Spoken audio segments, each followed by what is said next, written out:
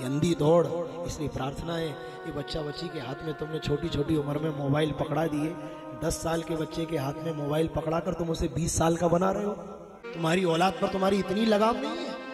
वो हमारी बहन जी बैठी है, मैं आया तो मुझे किसी ने बताया उस बच्चे ने कक्षा 12 तक मोबाइल नहीं देखा। मैंने कहा आप कलयुग में देवता हो, मैं भी आपको प्रणाम। इस समय में, इस अंधी दौड़ में ऐसे भी माँ बाप है। इतना कठोर जब तक नहीं बनोगे, नहीं तो आप तो सोच रहे हो आपने हाथ में दे दिया, धीरे धीरे बच्चा बच्ची बड़े हो रहे, माँ बाप कह रहे हम बच्चों के हाथ पीले करेंगे, हाथ पीले करेंगे। तुम करो हाथ पीले की तैयारी, बच्चे कहेंगे हम तुम्हारा मुंह काला कराएंगे। तुम पीले की तैयारी करो, हम काले की तैयारी कर रहे। वो भी भिड़े और तुम भी भिड़े हो।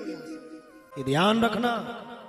हाथ में मोबाइल दिया, इतना तो है, इतना अधिकार तो है। कहां जा रही, किन से बात कर रही, आधी आधी रात तक क्यों जग रहे हो, किस ओर जा रहे हो, एक एक घंटा बाथरूमों में क्या हो रहा है, लगे क्या है, कहां जा रहे हो। तुम्हें इतना अधिकार नहीं है। ध्यान रखना, जिस दिन उड़ गई उस दिन डरे रह जाओगे। सब पटेल साहब जितने कहते थे थू थू हो ही। इसलिए जितनी मैंने बैठी कल कथा विश्राम है, और दक्षिणा लेना मेरा अधिकार है। और अपने पिता से आज ही जाकर कहना चिंता मत करना, कितनी अंधी दौड़ आ जाए, आप जिस समय हाथ पीले करके विदा करोगे मैं उसी दिन घर से जाऊंगा, उसके पहले नहीं जाऊंगा। प्रेम में और प्यार में बहुत बड़ा अंतर है। प्रेम में आंसू बहते हैं और प्यार में खून बहता है। आप रोज अखबार पढ़ो, एक व्यक्ति ने, एक प्रेमी ने एक प्रेमी को मार दिया। ये प्रेमी नहीं है, ये सब प्यार करने वाली अंधी दौड़ है। गला काटने भी तैयार बैठे हैं। और आजकल तुम देख ही रहे हो क्या अंधी दौड़ चल रही है, पत्नी पति का मार रही है। क्या दौर आ गया था, कहां जा रहा है समाज। इसलिए ज्यादा ये जो हवा चल रही है, इस हवा से अपने बच्चा बच्ची को बचाओ। समय बहुत खराब है, इस साफे की लाज चली जाएगी। जिन बाप के बिना नमक नहीं डलता था सब्जी में, वो बाप से पूछो ऐसे बैठा है, क्या करूं मेरी छोरी ने मेरी सब लगा।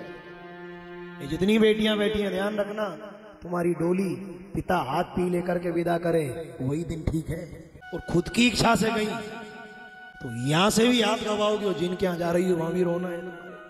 पूछो उस बाप से कितने सपने सजोए थे, बेटी को विदा करेंगे, बेटी जाएगी। ऐसा कोई काम कर लिया अगर तुमने जीवन में, तो जीते जी बेचारा बाप किसी को मुंह दिखाने लायक नहीं बचता। और ये जितने नौजवान साथी बैठे, इन बहनों को अभय दान दो, भयभीत मत करो।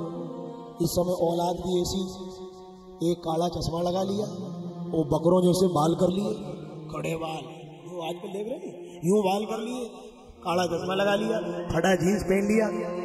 माँ बाप ने एक हीरो होंडा दिला दी, मुंह में भर लिया गुटखा, और चौराहे पे खड़े हैं। कहा भैया हट तो जा यार, उन्ने का और कितने हट जाए। ये तुमने हीरो होंडा दिला के हीरो जैसी औलाद बिगाड़ ली, इसलिए उसको तो देख लो। जिनकी औलाद कुमार्ग पर चली गई, उन माँ बाप को सूर्यास्त के पहले चले जाना चाहिए। गांधारी और धृतराष्ट्र युधिष्ठिर की रोटी खा रहे थे, नारद जी ने कह दिया तेरी औलाद, बिना पिता की औलाद के आगे जांग ठोकते थे।